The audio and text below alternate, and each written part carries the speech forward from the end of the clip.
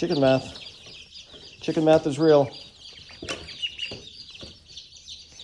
I've lost count of how many we have in here. How many do we have? Somewhere between 25 and 30. Okay, so I'm gonna... 26, I think. And what do we have here? Oh, chicken math. What is this? We started with 4. This is a Brahma, right? Is that the black Brahma? Yeah. Black Brahma. Dip in the beak when you first bring them home.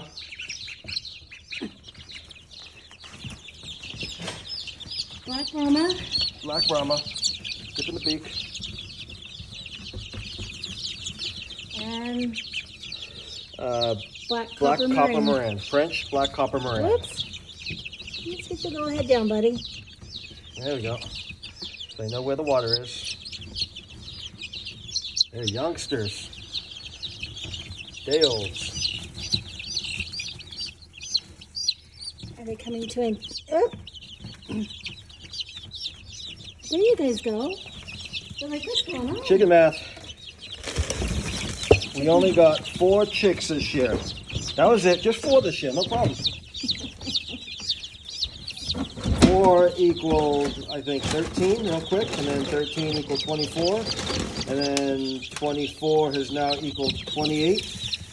28 chicks and 2 ducklings. And 2 ducklings next week will equal 14 ducklings. They're shaking. They're so scared. Chicken math. Yeah, they gotta get warmed up under the light. Aw, they're all scared. They're like, what is up with all these people? The gray ones are the Brahmas. They're gonna be big, real big. And the black ones are the French Copper Marans. They're gonna lay those awesome colored chocolate eggs, chocolate brown colored eggs.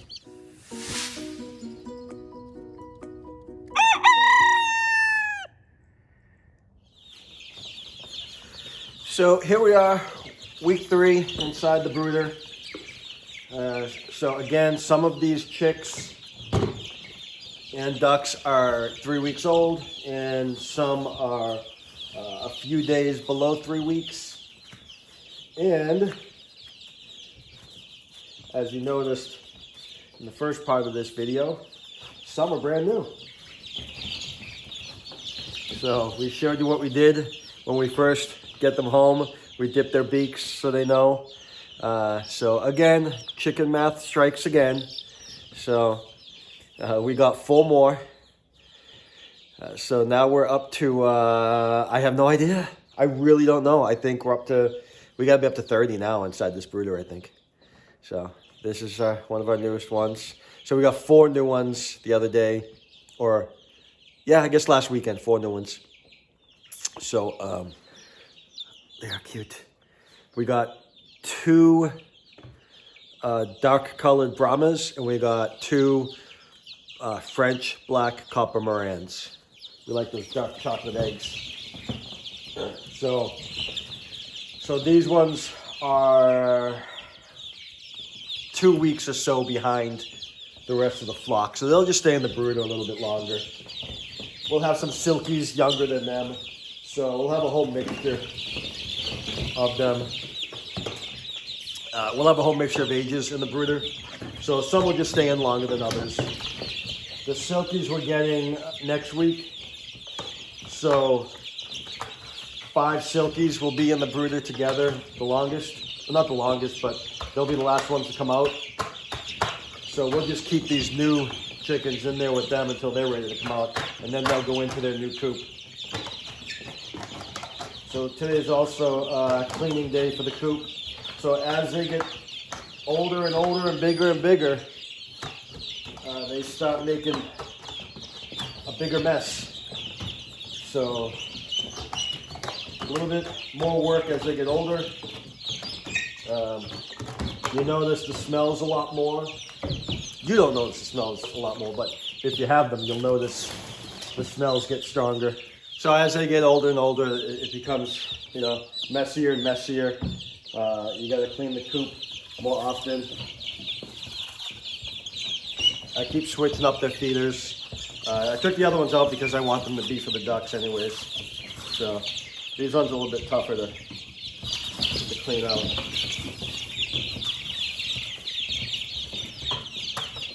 So mostly I got to get the the wet wood chips out, because the wet wood chips, the wet pine shavings are the ones that really stink. And the ones that are creating a mess.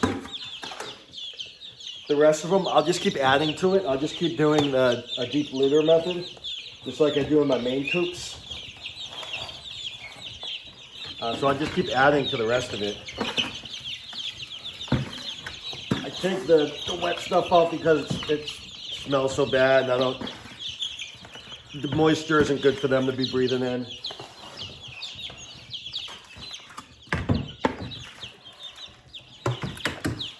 So as you clean your coop, you can either clean out the whole entire thing or just do what I do.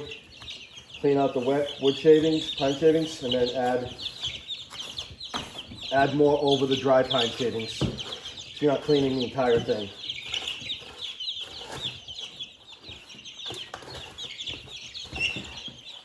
You'll know by a sense of smell. You'll be able to smell it if if it smells really bad, you know it needs to be cleaned.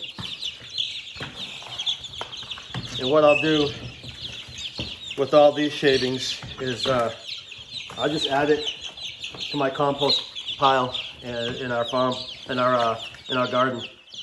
We have a compost bin in our garden that is building up rather quickly. We filled it with a couple scoops of horse manure yesterday. So that'll be in there to compost for next summer, not this summer, but next summer. And then we have horse manure that's already been composted coming tonight. A friend of ours, one of our neighbors, has some. It's in the back of his property. It's just been there for years, so that's all set to go. So we'll have that spread out in the garden tonight. And then the newer stuff sits for a while. So all these shavings for these birds will just get added to that compost bin. And it'll be good compost for next season. So we're all set with this season for compost. And all this stuff is good. If you have a garden, don't throw this away. You gotta compost chicken manure for 6 months. 6 months to a year before it'll be ready. You can't add it directly onto your plants because of the high nitrogen content. It'll burn your plants. So you have to let it compost for 6 to 12 months before it'll be ready. But eventually it'll all be beautiful black soil, black compost. So we'll do the same thing in here in the brooders. Why waste them? Why waste all this? We'll utilize it. We talked about, last video we talked about those brooders that don't have any bedding in it. To each his own. You do what you want to do with your chickens. I totally disagree with that way of raising chickens. But that's just my opinion, and I'm not an expert, so you do you, and I'll do what works for me. And for me, this is what works. Again, it's not about making my life easier, it's about doing what's best for the animals. If I can make something easier for me, sure, absolutely, I'll do that. As long as it's still what's best for the animals. Fill that up. Take that out. This is the piece that's been their water's been sitting on. That's all wet. So that water, so all the wet shavings are directly underneath this. So if I didn't have this in there, the wet shavings would be all over the place. There would be a lot more shavings in the water. So that helps a lot. But it still gets messy. You still got to clean it. So I'm going to give a good coat of shavings, not only where I remove those shavings, but all over the place, all over the brooder.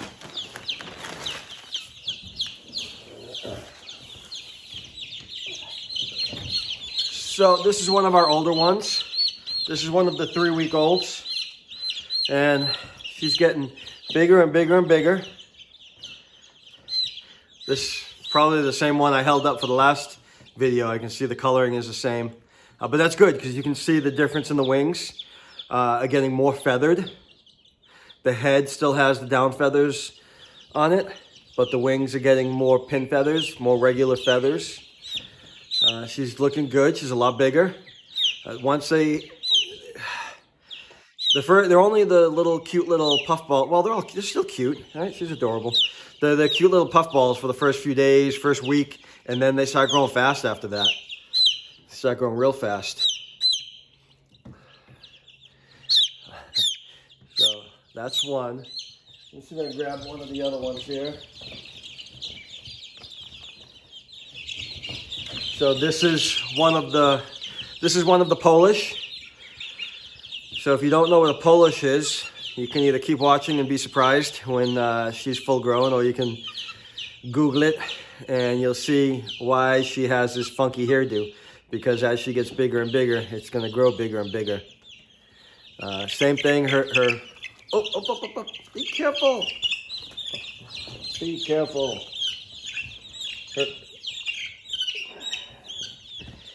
And she is not part of the original group in here. She's a little bit younger. I think just a few days though.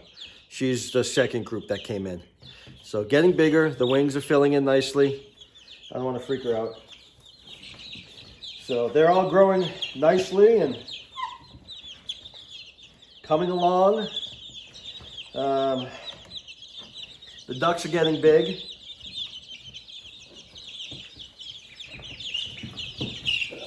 Ducks are getting real big.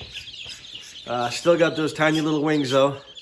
The wings aren't quite growing in yet, but they will. If I didn't have ducks before, I'd be wondering what the heck is going on. Why do the wings grow like that? But that's how they grow. So doing good. Still got all the down feathers. Although I don't know if you can see it on camera or not. Well, yeah, I think you can. She's turning more white. The white feathers are coming out. Down, it's changing over from the down feathers to the pin feathers. So they're looking good too. And we're getting more ducks. Hopefully tomorrow the next day. The hatch date for the ducks that we're getting was yesterday, April 1st. So I've never ordered them online before, so I'm not sure if I'm getting them today or tomorrow or the next day. I checked the order and it was still in process, so they haven't shipped yet. So maybe they wait a day before they ship them. I haven't done it, so I'm new to that. So I don't have any experience with it. So once we get those ducks, we'll add them to this brooder. And we'll put these ducks in there. Because these ducks are with these little tiny chicks anyways. So I don't think they're gonna hurt the other ducks. And that way we can focus on ducks and chickens. I'm still adding the niacin to the water for the ducks. Again, the chickens don't need that, but the ducks do. So we're still doing that for the ducks in this brooder. And they're going through the water a lot quicker. So I changed this out yesterday. This one, for the first couple weeks, this is 1 gallon. This was lasting 24 hours. And now, not so much. It was dry when I came out this morning. So I brought the new one out, put that in here. So now I just have to check them a little more often. Maybe I'll change the water again tonight at the end of the night. And then Thursday, they're all running for it. So I'll check it again tonight and maybe switch it out one more time. And then that way it won't be run dry when I come out in the morning. So this is week 3 and they can definitely fly now. When I say fly, they can definitely, get up here, so that's why by week 3, I definitely need the top of the brooder. Definitely need that mesh top because they can definitely jump up here now. One was roosting on top of the water jug yesterday. So they can definitely get around. So yeah, definitely by week 3, you're gonna need a top. Again, with my heat lamps, with the heat lamps we have, still haven't moved them, which I like. I like the setup I have. I like that I have them posted, attached up there, okay? They can't fall, and they definitely can't fall into it because of the mesh top. So there's no need for me to worry about that. And so with our heaters, we don't have to move them up and down. That's why I like the large brooder. So they stay in the same spot the whole time for me. right below, right underneath the heater. So right underneath the heater, let's check the temperature. Yeah, still, I'm getting different. I did just throw the 98, 97. I just threw the wood chips in though, so it'll take a minute to heat up. But yeah, so that was 97.5. It hit on 98. That's directly underneath. But so they don't have to stay there. That's too warm for them at this point. But I have these little ones in there that still need it. So they can walk under it, walk away from it. That's the benefit of having a large brooder. I was going to say, obviously, you're not going to have something this big inside your house. But number one, I do not recommend brooding any poultry inside your home. Your home will become disgusting. If you're okay with that, with all the dander that they're going to give off inside your house, then that's fine. But you and I have two different opinions on cleanliness of our homes. So I would not recommend it. They would make a mess in your house. But I have seen people put them in playpens, old playpens. Not a bad idea if you put like a hard bottom down, or you just cover it with the pine shavings. That might be solid enough flooring for them. That would be pretty big. So whether you put that in your garage or something, that's not a bad idea.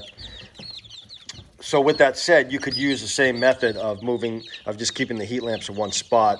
Although the playpen is higher up, so I guess you really couldn't, because the playpen has much higher walls than these. These walls are probably 18 inches. Let me see. These are, probably 4x4x3. Yeah, probably about 18-inch size. I haven't measured them, but they're definitely not 2 feet. So therefore, it puts the heat lamp at just the right spot to heat up below, and then the brooder is big enough for them to walk away. So at this point, they don't need all that heat, but you see the duck laid down under it. The duck wants to warm up right now. They can do what they want. That's why I like this method of the heat lamp setup that I use.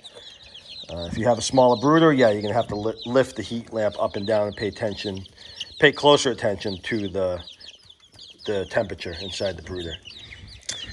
But with that said, they're all doing good, and we haven't had any issues with the heat. We haven't had any issues with them being too hot that they're spread out completely all over the place, or too cold that they're huddled up together underneath the heat lamp. So in the past 3 weeks, generally what they would do last couple weeks, is they would make a circle, or you can see the glow of the heat lamp right there, and kind of the outline of it, the halo. But they would lay around that shaded halo area, so away from the direct heat, but close enough. So I thought, in my opinion, that seemed perfect. It seemed like it was just right, where they could all lay down at a perfect distance for them. And if they felt cold, they could get further under it. If they felt hot, they could get further away from it. So I like the method I'm using. I think it works out well for me and my livestock. They're all doing well. They're all healthy. We haven't lost any, knock on wood. If you do lose some, it happens. It just does happen sometimes. So it's, obviously you want to, do what you can to mitigate that, but it happens sometimes. We lost a couple right away last year. Luckily, we haven't lost any this year. So far, so good. So this is 3 weeks. They're getting big. They'll be growing fast. So another 3 weeks, they'll be outside in their own coop. So that's what I have to work on today. I have to build a coop for them. That's kind of the way we do things. I don't recommend you doing things the way we do them. We jump in head first, and then I figure out what I got to build. So I've got to build another coop for this flock here, because I cannot integrate them with my other flock immediately. The other flock will attack them. So what I need to do is have their own coop, because there's so many. What you could do, if I only had a couple, if we had the original 4 that we were going to have, we could put like a caged off area inside the big coop and just have 4 or 5 in there. But being that this flock is now the same size as the original flock, they need their own coop. So what I have to do is build them a new coop, and then I have to build a coop for the bantams. When I say bantams, that includes the silkies that we're going to be getting, and these smaller bantams that are in here. They'll have their own coops, because if not, then they'll always be picked on by the bigger chickens, no matter what, even as adults. So our white silky rooster out in the yard is getting attacked every day, especially now that I fenced in the whole garden area and they're all trapped in there. He's getting attacked every day by the other roosters. So I really need to do that quickly. I'm looking forward to these bantams growing up so they can go outside. That's one of the new ones. That way he can have the silky rooster, Fluffy, can have his own flock, so he's not getting attacked by the Spitzhauben rooster. So that's 3 weeks. We'll check in again next week at 4 weeks and see how they do. As always, thank you for watching. See you next time.